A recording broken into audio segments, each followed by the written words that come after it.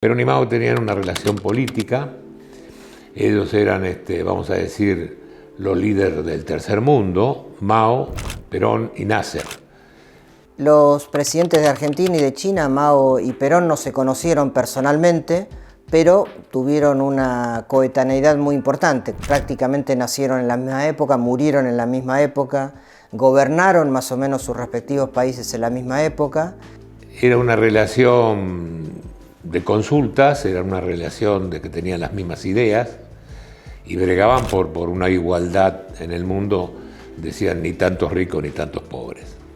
La carta que le escribe Perón a Mao, la que más conocemos, que es la de 1965, contiene mucho del espíritu de la época, una idea de las luchas de liberación nacional, del fenómeno del socialismo nacional que Mao había aplicado en China. Hoy China lo llama socialismo con características chinas, y que Perón en esa época propiciaba para la Argentina, el liderazgo que significaba China para el movimiento del tercer mundo.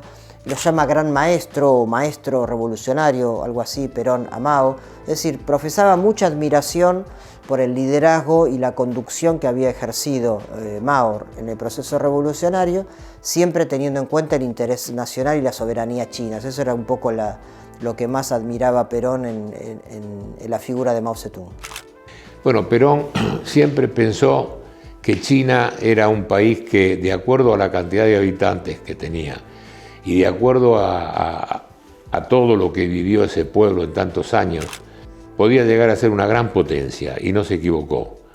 Cuando Perón estaba exiliado en España, hubo una iniciativa para que ambos líderes se pudieran reunir y eventualmente que Perón viajara a Pekín para verse con Mao. Recuerdo esa mañana que habla conmigo, me dice: Carlos, he recibido esta invitación de Mao, sería fantástico poder tener una entrevista personal con él.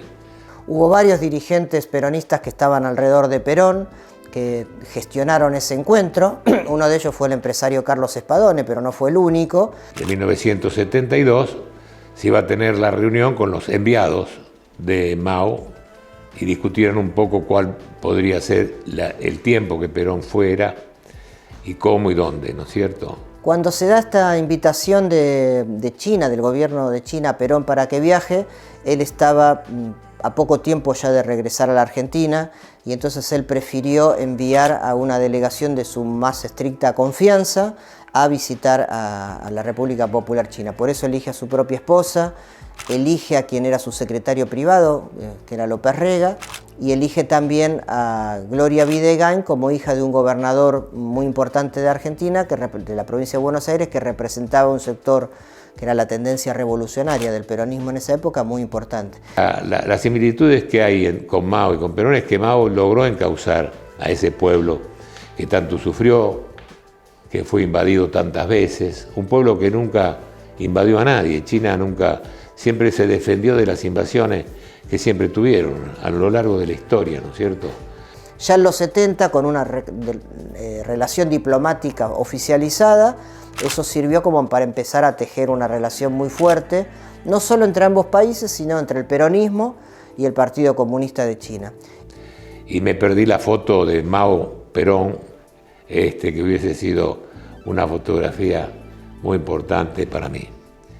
De todas maneras, más allá de la ausencia de ese encuentro físico, me parece que el encuentro, ya sea epistolar o a través de dirigentes y demás, fue muy fuerte, insisto, como para que hoy el peronismo, a pesar de los años que han pasado, y el Partido Comunista de China siguen teniendo hoy vínculos de amistad y solidaridad muy grandes, que se expresan en muchos documentos todavía al día de hoy, ¿no? Muchas veces he asistido a reuniones de trabajadores, pero desde hoy sentiré un verdadero orgullo de argentino, porque interpreto este movimiento colectivo como el renacimiento de una conciencia de los trabajadores.